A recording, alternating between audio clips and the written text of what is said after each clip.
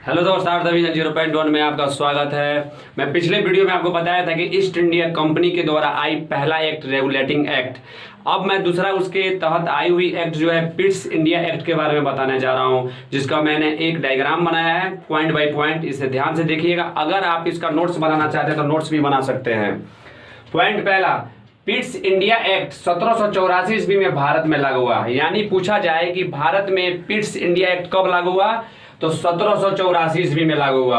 अगला पॉइंट, इस अधिनियम के द्वारा अधिग्रहित भारतीय राज्य क्षेत्र, अधिग्रहित मतलब होता है कि जो कंपनी ने जो भारतीय राज्यों के क्षेत्रों को अपने अंतर्गत रखा था, उस पर ब्रिटिश ताज का स्वामित्व के दावे का पहला दस्तावेज वैधानिक रूप से प्राप्त हुआ। यानी वैधानिक यानी विधि रूप से लिखी हुई, यानी लिखित रूप से कहा जाए तो लिखित रूप से एक ऐसा दस्तावेज प्राप्त हुआ जिसमें कंपनी ने जो अधिकार किया था भारतीय राज्य क्षेत्रों पर, उसमें ब्रिटिश ताज का भी थोड़ा बहुत अंश देखने को मिला। अगला पॉइंट, यह एक्ट जब आया उस वक्त ब्रिटिश संसद में तत्कालीन प्रधानमंत्री विलियम पिट थे। ये थोड़ा इंपॉर्टेंट क्वेश्चन हो सकता है कि जब पिट्स इंडिया एक्ट भारत में आया तो ब्रिटिश संसद में उस समय प्रधानमंत्री कौन थे, तो बोलिएगा विलियम पिट। पॉइंट अगला, इस एक्ट के माध्यम से कंपनी के व्यापारिक एवं प्रशासनिक शक्तियों एवं कार्यों को अलग अलग कर दिया गया। यानी एक सवाल आता है कि कंपनी के व्यापारिक और प्रशासनिक इन शक्तियों को और कार्यों को अलग किस एक्ट के जरिए किया गया, तो बोलिएगा पिट्स इंडिया एक्ट के जरिए किया गया।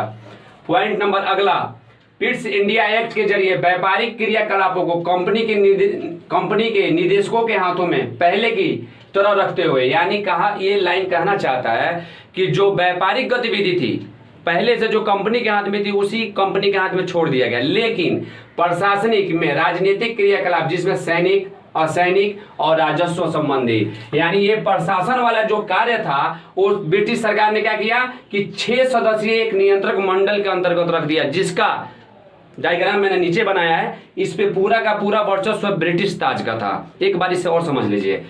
पिट्स इंडिया एक्ट के जरिए व्यापारिक क्रियाकलाप जो था किसके हाथ में रख दिया गया, कंपनी के हाथ में। क्योंकि मैं जस्ट इसके ऊपर बताया कि इस एक्ट के माध्यम से कंपनी के व्यापारिक और प्रशासनिक, यानी व्यापार और प्रशासन दोनों शक्ति और कार्य अलग अलग कर दिए गए। यानी सरकार ने ये किया कि ब्रिटिश सरकार ने कि ईस्ट इंडिया एक्ट के जरिए व्यापारिक जितने भी कार्य थे सारे के सारे कंपनी को दे दिया और कहा कि तुम जो प्रशासनिक रूप से कार्य कर रहे थे वो मैं तुमको नहीं दूंगा। उसको मैंने क्या किया कि एक इंग्लैंड में एक 6 सदस्यीय नियंत्रक मंडल की स्थापना किया गया, जिसमें सैनिक, असैनिक और राजस्व संबंधी जितने भी मामले आते थे सारे के सारे किसको दे दिया गया, इस नियंत्रक मंडल को, जिसका गठन ब्रिटिश ताज यानी ब्रिटिश के जो राजा थे, सम्राट थे, उनको करना था। चाहे तो उसको अपने पद पे रख सकते थे और चाहे उनको पद से हटा सकते थे। ये सारा का सारा कार्य किसको था, यहाँ पे मैंने लिखा है ब्रिटिश सम्राट को सौंपा गया।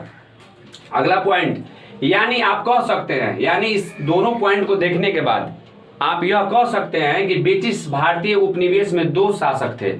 यानी ये दोनों पॉइंट को अब गहराई से देखा जाए तो कंपनी भी शासन कर रही है व्यापारिक रूप से, ठीक, और ब्रिटिश सरकार भी शासन कर रही है राजनीतिक रूप से। यानी देश एक उपनिवेश जिसमें 2 प्रकार की सरकार काम करे, यानी द्वैत शासन पद्धति कहा भी जा सकता है इसको। अगला पॉइंट, गवर्नर जनरल की परिषद की सदस्य संख्या को 4 से कम करके 3 कर दी गई। रेगुलेटिंग एक्ट में इसको जोड़ा गया था 4, यानी 4 सदस्यों की एक कमेटी बनाई गई थी, जिसमें से इस पिट्स इंडिया एक्ट में इसमें से 1 कम करके 3 कर दिया गया।